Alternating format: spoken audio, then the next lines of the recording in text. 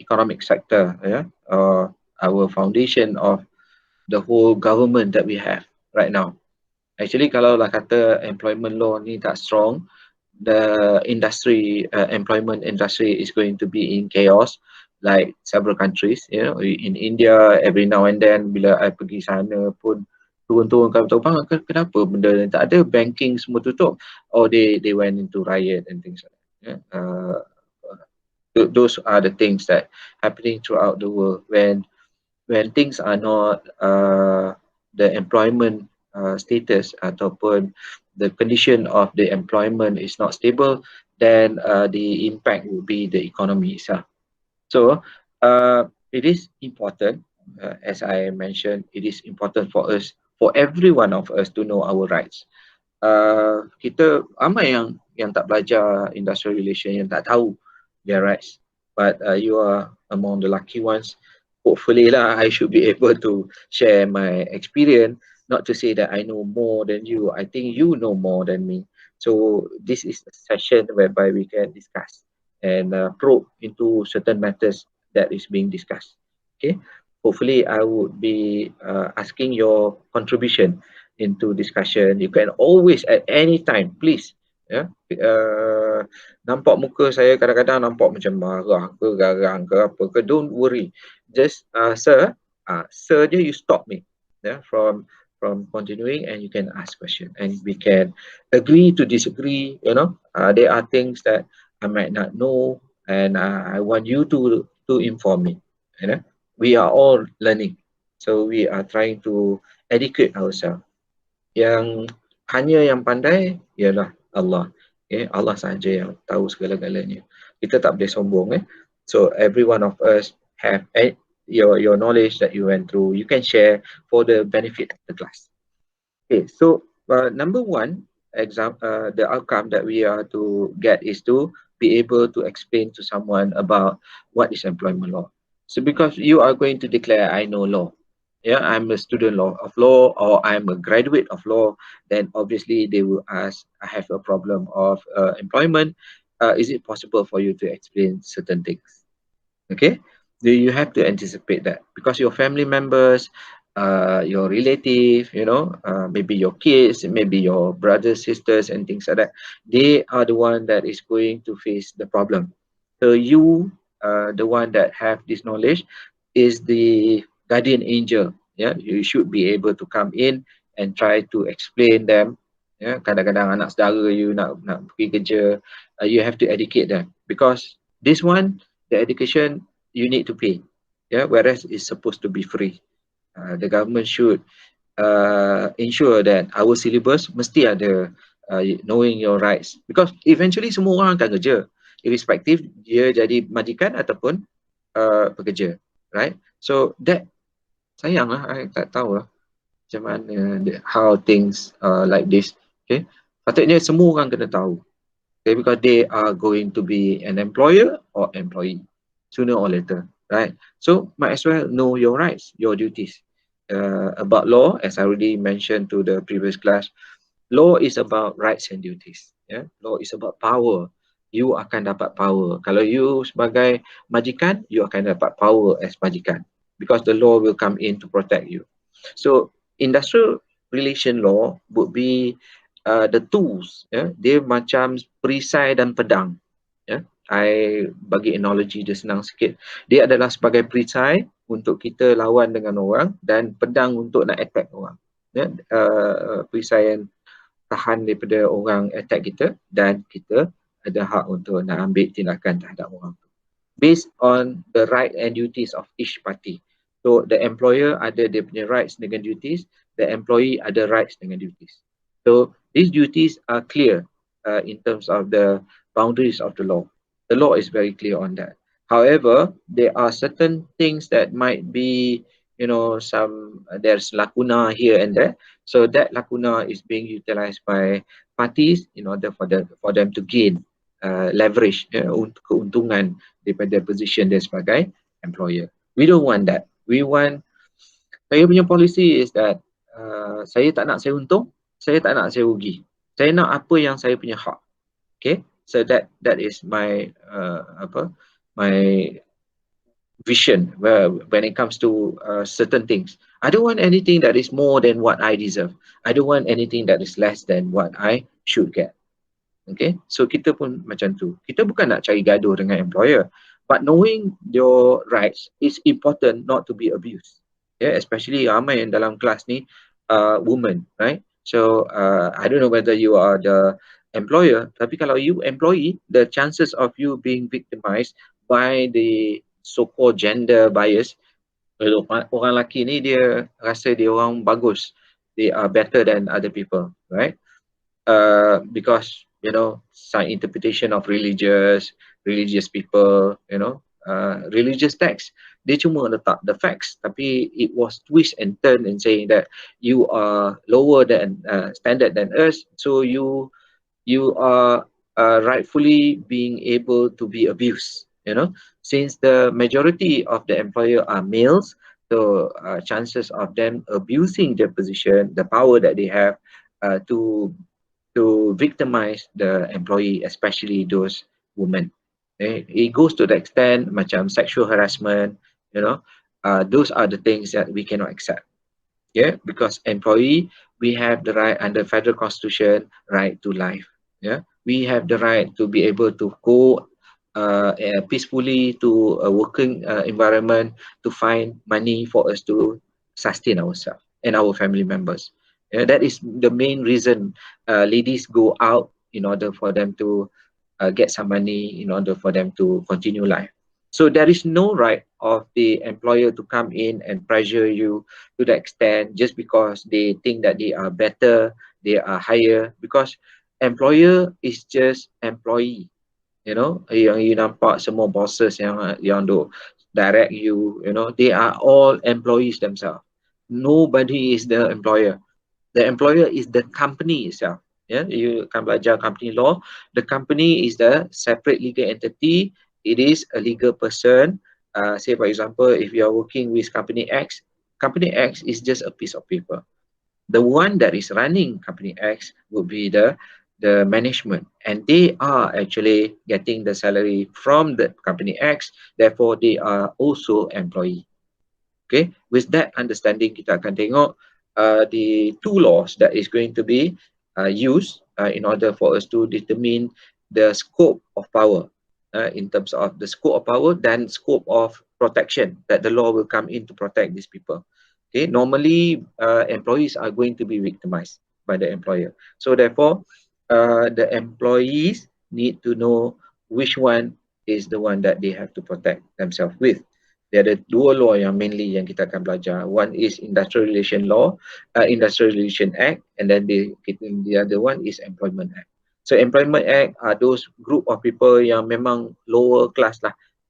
The lower class workers are to be more protected than the ones like people like you and me. Yeah, we are officers, therefore enough for us to stand on our own and sue our employer by virtue of Contract Act. Okay, because whenever we enter into a relationship of contractual relationship, we are actually entering into a contract. So now coming back to the jauh dah pergi kan. So what is that you have to get from the end of the course is your ability to explain and express or discuss the principles. Yeah, here the keyword is principles, the foundation of the relationship between employment, employer, employee, and industrial relations. If you see people on the side of the streets, or picketing and things like that. So what is the relationship of their rights of doing that with relation to the between employer and employee? So we need to investigate that. Okay, so basically what I'm trying to say here is that by the end of the course, you should be able to tell others, and or you should recognize, at least by looking at a situation,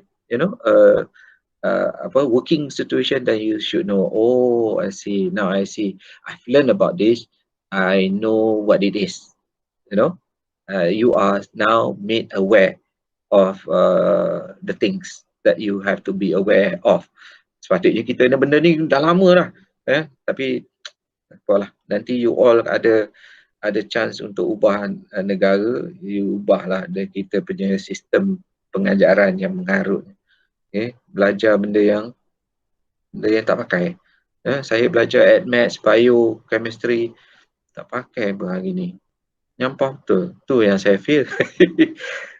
Saya feel kerana saya tak nampak mengapa kita kena belajar tu.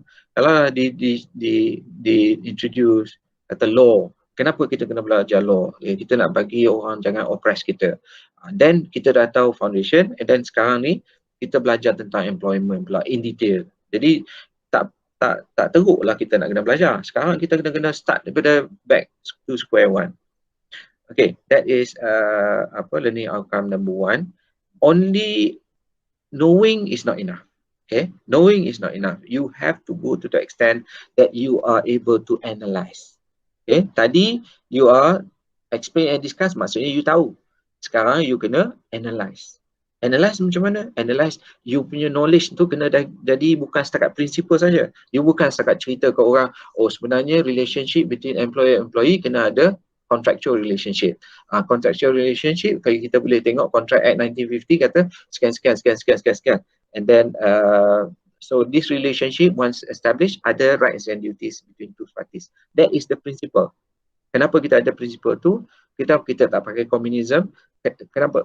Itu semua tentang prinsipal. Tetapi bila knowledge kita banyak, kita boleh analyze. Kenapa kita boleh analyze? Sebab kita dah tahu.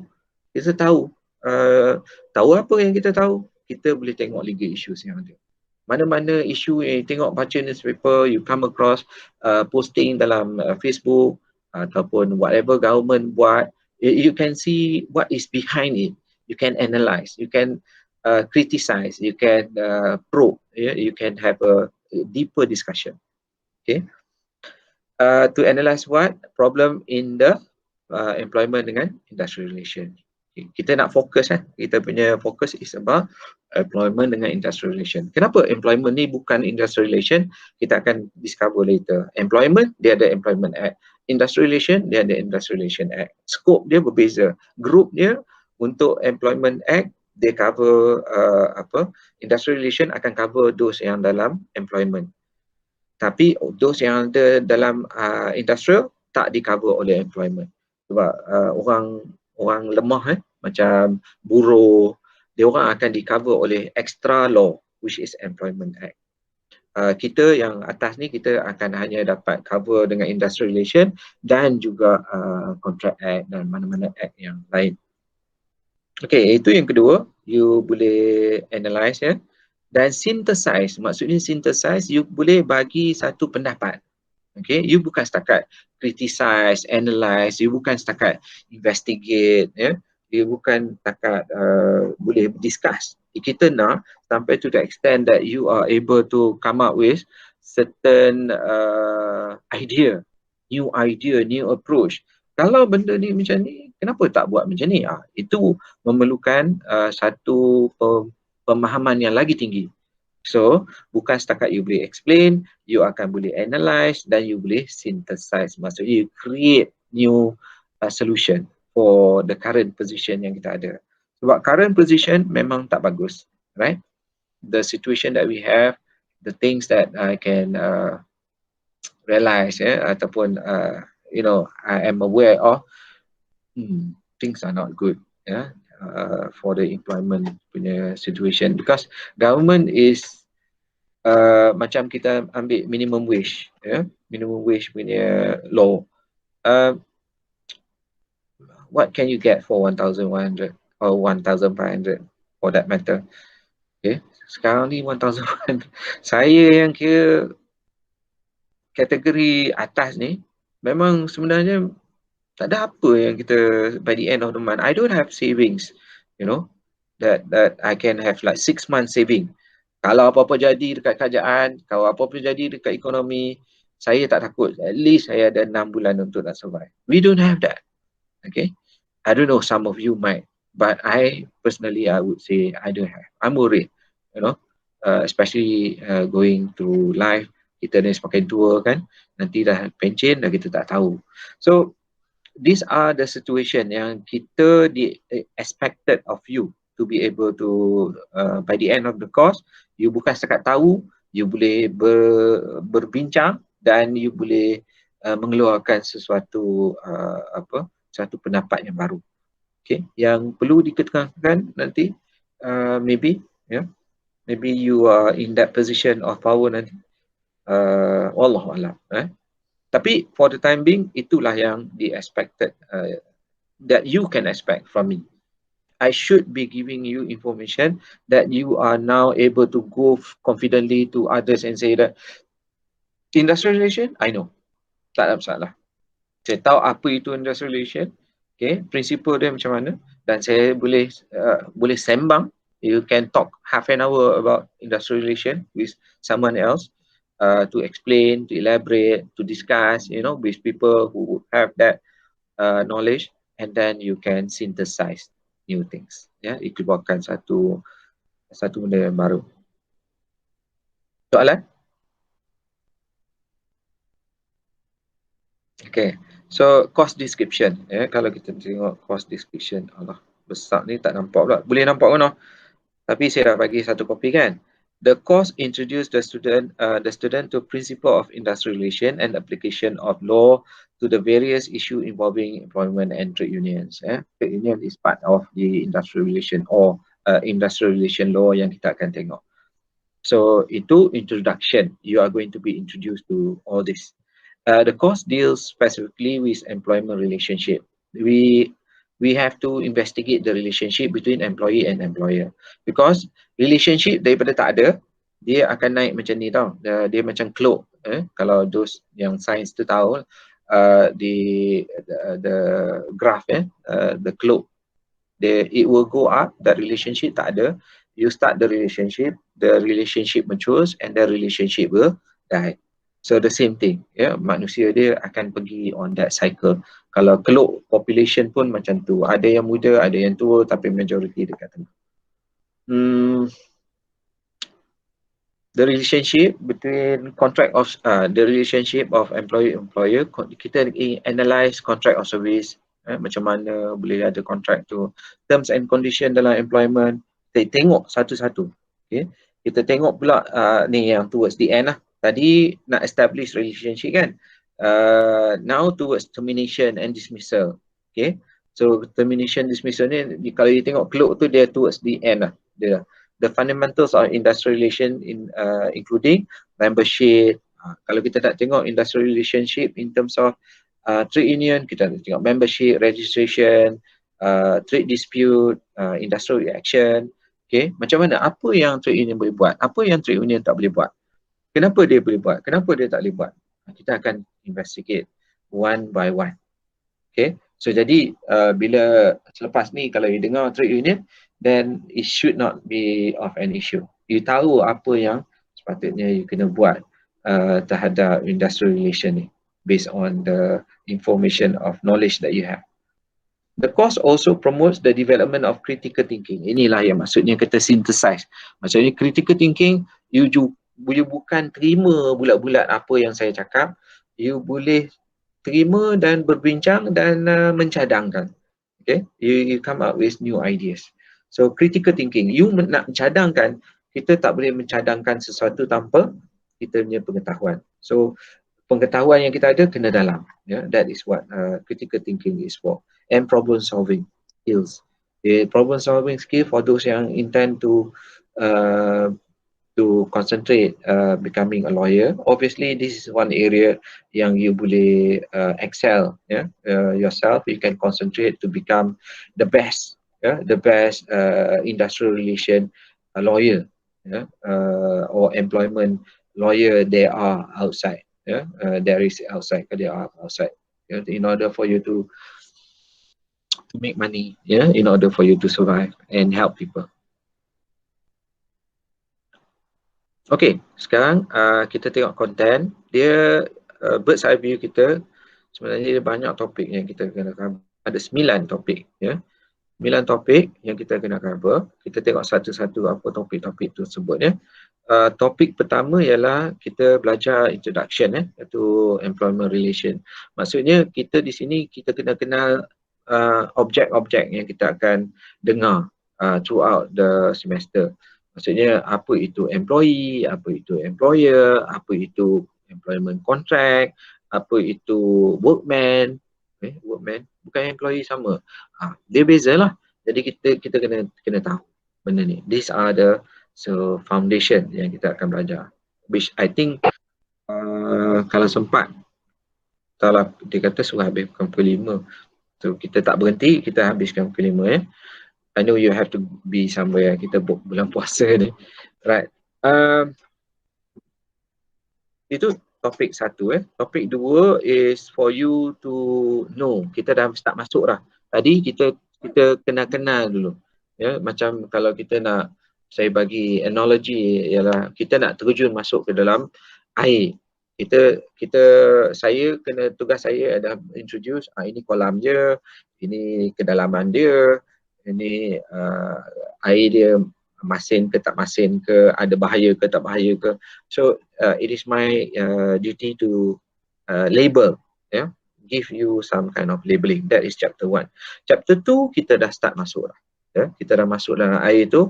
We are now discovering how that relationship between the employer and employee was established. Kita nak kena identify macam mana relationship ni, yang di mana tanpa relationship ni law tak boleh masuk. Okay, Undang-Undang Employment Act dengan Industrial Relation Act, these two main act yang cover, dia ada banyak lagi act that regulates relationship. Tapi these two is the one that is main, two laws that is going to be the tie between employee and employer. However, this law cannot come in when there is no relationship. Okay. So you have people working in your office that is under the term contractor. So kalau dia contractor, dia tak ada hak untuk nak claim, kalau you belajar tort, vicarious liability. Just because seorang pekerja telah melaksanakan satu kesalahan, maka majikannya juga vicariously liable ikut undang-undang tort. Tetapi undang-undang tort tak boleh masuk kalaulah tak ada relationship between employer and employee. Kalau employer bukan employer kepada employee tadi, employee itu hanya sebagai contractor, maka tak ada relationship. Bila tak ada relationship, law, employment act ke, IRA ke, tak boleh masuk. So dia tak boleh jadi shield and sword kepada mana-mana pihak dalam relationship. Macam seolah-olah tak kahwin lah. Okay. You kena kahwin untuk ni dapat you punya tanggungjawab dengan hak. Kalau you kata cakap girlfriend ke tunang ke, meaningless. Okay. Hak you sebagai suami atau isteri tidak akan boleh diketengahkan dalam mahkamah undang-undang. So the same thing dengan employee-employer. Kita kena establish that relationship. Macam mana nak establish relationship sama ada orang tu contractor ke employee? Ini yang kita kena belajar dalam chapter 2 yang saya akan tunjuklah. Dan bukan setakat itu sahaja, kita akan tengok dalam chapter 2 hak-hak yang kita dapat yang telah diperuntukkan oleh undang-undang melalui express dan implied terms. So kita ada sign contract, betul tak? Ya, semua orang pernah lalui sign contract untuk nak jadi employee kan. So di situ ada ternyata butir-butir. That butir-butir yang kita nak tengok ialah kita nak tengok apa yang tersurat, apa yang tersirat. Anything that is implied or expressed. So apa yang implied, apa yang expressed? Expressed yang mana yang tertulis lah. But the one that is implied yang kita nak investigate. Okay. Yang expressed tu senang lah. Apa hak allowances, overtime, maternity allowances, semua yang kita nampak. Pecuniary maksudnya dari segi duit, imbuhan duit ataupun imbuhan yang bukan berbentuk duit.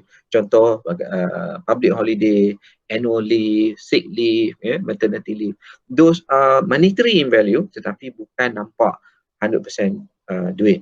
So kita akan investigate. Kita tengok juga benda-benda tu supaya kita faham hak kita dan tanggungjawab majikan. As I said, majikan ni kalau boleh dia memang gangster lah. Yes, ada soalan. Soalan? Tak ada. I tak nampak siapa yang buka mic ke apa. So I tak nampak skrin ni. So sorry, I tak boleh nak identify. You have to voice out. So ini second topic. Third topic dia berkenaan dengan termination and dismissal. Dia dah jadi hubungan tadi second chapter, second topic is about relationship baru nak establish. Tapi the third topic ni dah towards relationship yang sour ataupun relationship yang tak berapa cantik. Siapa buka? Siapa buka ni mic? Okay. Right. So that is termination and dismissal. Kita nak tengok macam mana orang nak terminate, kita nak dismiss orang macam mana. Tak sama ke termination and dismissal? Tak sama. Ya. So kita kena tahu apa maksud termination, apa maksud dismissal. Jadi kita akan tengok, investigate in detail lah satu persatu. And then kita ada trade union, movement and registration. Okay, kita nak tengok trade union punya perspektif pula. Okay, macam mana trade union ni, macam mana dia boleh establish, macam mana dia boleh continue playing a role. Bila trade union ni, dia kita abang besar lah, saya selalu panggil abang besar. Abang besar is the brother that can protect us, because we as employee, kita terlampau kecil as compared to the company itself. Kalau you kerja dekat Celcom, private companies macam AirAsia, they are big companies. So you are so minute, jadi you kecil sangat. So you need to be able to protect yourself. And the protection is by union. You try to be together in order for you to fight the employer. So jadi kita nak tengok union ni boleh buat bila-bila masa ke?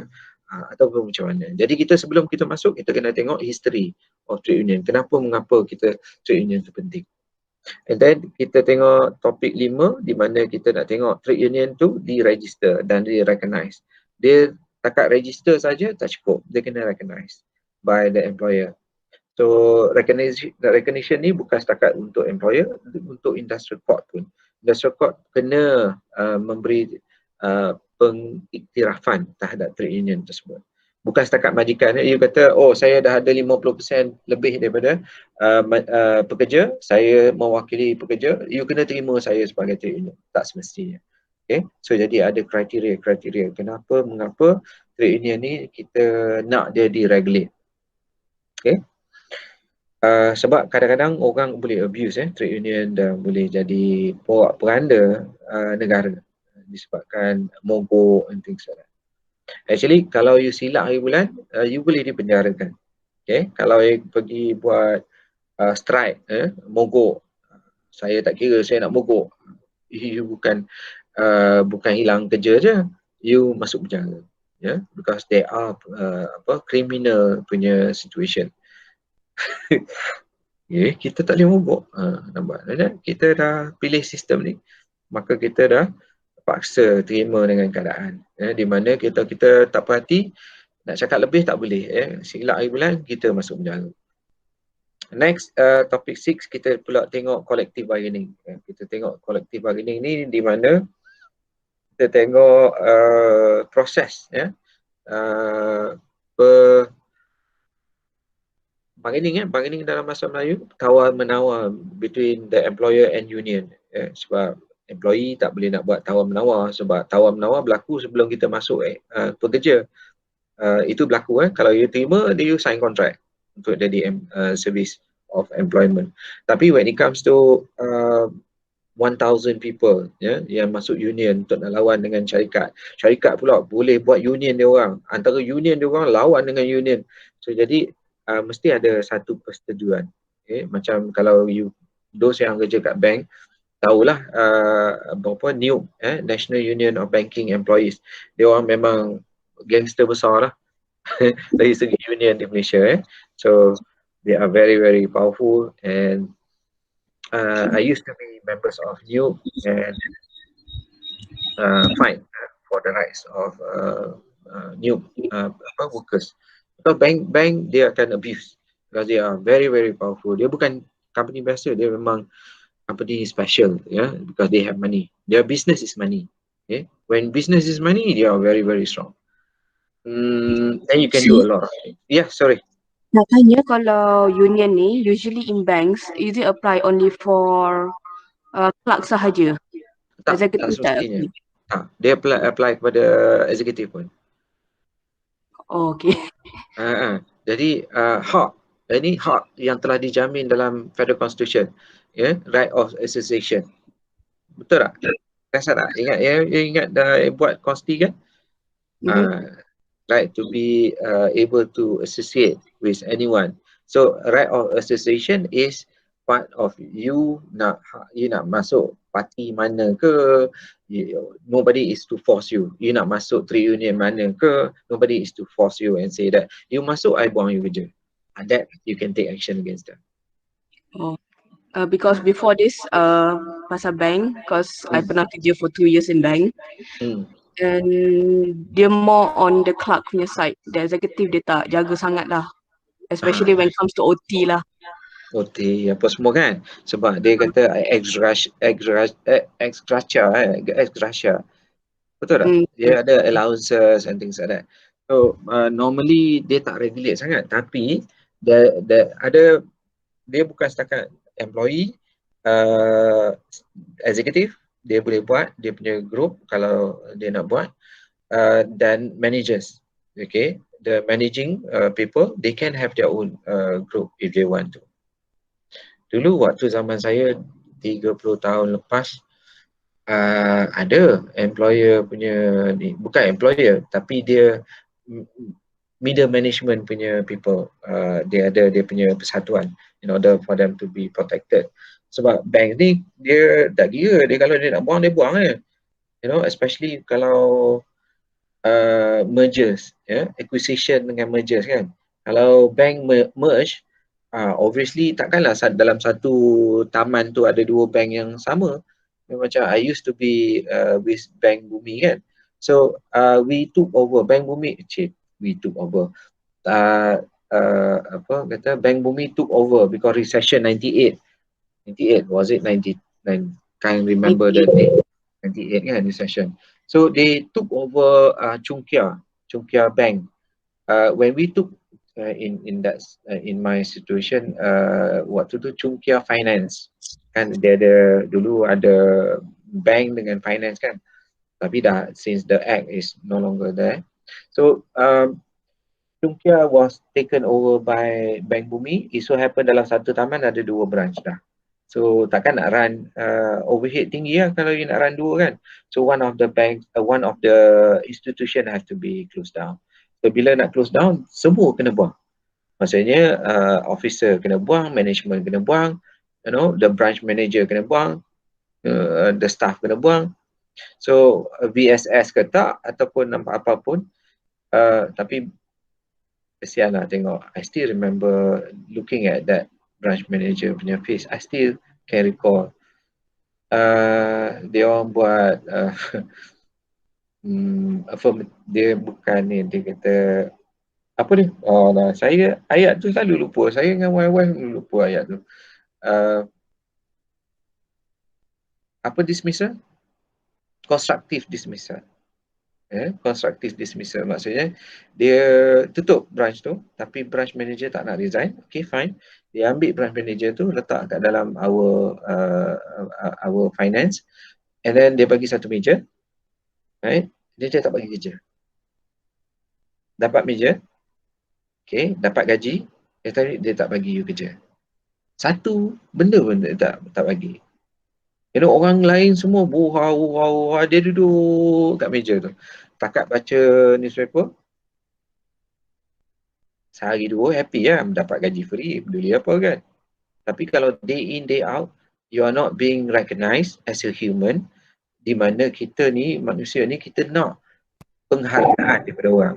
Kalau kita tak dapat penghargaan, macam you all kalau ada relationship, you need to be recognized by your spouse. Kalau lah kata spouse tak recognize you as a human being, you akan jadi stress. So the same thing with kita as employee. So if the employer just sideline, dia tak bagi you kerja, okay, saja nak bagi you crash, in that situation, finally tak sampai seminggu dia belah, okay, mana tahan. Saya ni ex branch manager, tapi duduk dekat dengan officer biasa, and then tak bagi kerja. Tengok kejamnya sistem yang kita ada, di mana sistem tu bukannya kata sistem yang kejam, tapi the law that kita create memungkinkan that kind of things happening in our society. Tapi kita ada law, yes, kita ada court system, yeah. Not saying that it's totally like macam orang gila, kita ni hidup dalam komunis, no. Susahlah untuk you nak ambil action against the other party because they have money, you don't have. You might be out of work, mana you nak dapat kerja. Kalau you kata saving you 6 bulan, bolehlah you ambil action. Macam I ambil action dengan Maybank, I ambil 5,000 habis untuk nak bayar lawyer, okay. Tapi kalah, bila kalah nak appeal dekat Court of Appeal, nak 15,000 nak buka file lah apa, mana ada duit. So my wife dekat Biro Bantuan Guaman, so she was attached there. Dia kata stres, dia balik nangis, dia tak boleh tahan. So many injustice that is occurring in our system that dia rasa macam why. So contoh, ada orang datang minta bantuan Biro Bantuan Guaman nak tolong saman dia punya employer, tapi Biro Bantuan dia cuma ambil kes-kes yang macam kes kriminal apa semua, dia boleh lah, tapi macam civil ni dia tak boleh ambil because so many other cases orang yang tak ada lawyer kan. So what happened was kes dia berkenaan dengan 3 bulan tak dapat gaji. Gaji dia 2,500. Kalau kali 3 berapa? 7,500 kan? 2,500, 7,500. So 7,500 you nak ambil lawyer, nak buka file ya a few thousand. Dan bila you kena faham kalau industrial court ni, dia punya restriction of order dia ataupun penghakiman dia cuma limited. You know, they can come up with the jawab buruh, katalah dia kata order you salah, you bagi dia punya gaji.